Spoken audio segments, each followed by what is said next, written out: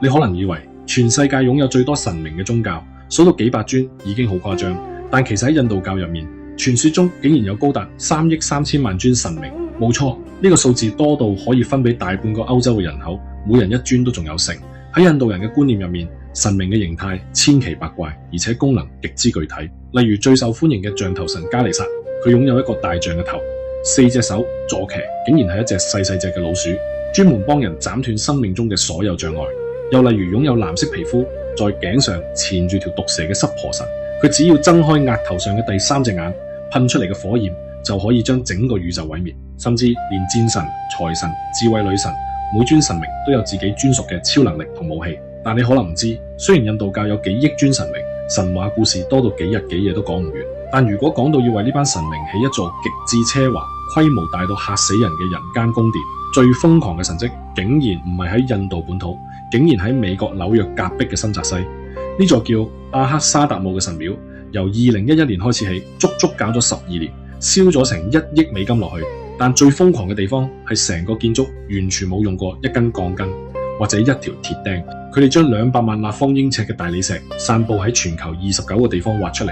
再運去印度大批匠人全手工雕刻，再運到美國嗰邊去，琴就好似玩緊超巨型 3D 拼圖咁樣，啲卡榫一粒扣一粒，啪一聲鎖實晒，砌起成個結構，成座高到癲，高足191尺，相當於18層樓咁高，入面仲雕咗成1萬幾尊神像。而頂部嘅橢圓形大穹頂更加係目前全世界石造神廟之中最大嘅一個。但最令人難以置信嘅係，呢度完全冇請過商業建築公司，整座神廟全靠超過12500名自世界各地嘅義工不眠不休，奉獻咗超過470萬個鐘頭嘅義務勞動，裏面包括醫生、工程師同普通師奶，放工就跑過來搬石頭，純粹靠信念將佢蓋好。咁點解會揀喺美國？因為新澤西擁有全美最高密度嘅印度高科技移民，佢哋傳到第2代，實力雄厚，極度渴望係海外留根。加上當地剛好提供咗一塊成185英畝、大過4鋪維園嘅巨型土地，交通網絡仲可以一網打盡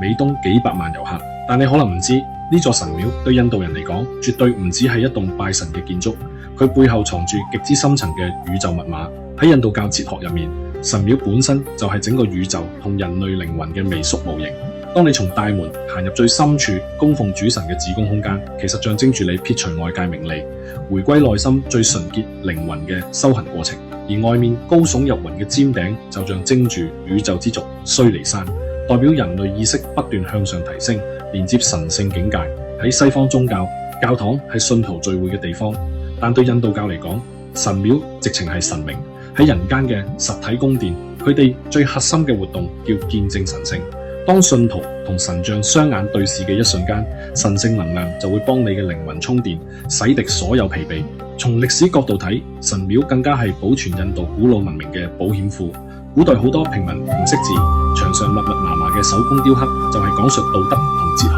嘅活生生教科書。歷史上，印度曾多次被外族入侵，無數神廟被毀，所以今日起出咁宏偉嘅神廟，代表住佢哋民族文明嘅復興同自信心嘅回歸。而當呢座廟起喺美國，佢對海外移民嚟講，更加係一塊文化救生圈。第一代移民雖然喺美國賺大錢做高管，但最驚後代徹底西化，唔認得自己嘅根。當第2、第3代年輕人見到連美國主流社會都讚嘆呢個建築奇蹟嗰陣，就會由衷產生強烈嘅文化自豪感。呢度依家唔單止係拜神嘅地方，直情變咗美東一個好震撼嘅地標。如果你去打卡，記住要穿着長褲，尊重當地傳統文化。點擊訂閱，帶你睇更多瘋狂奇聞，大家繼續慢慢欣賞。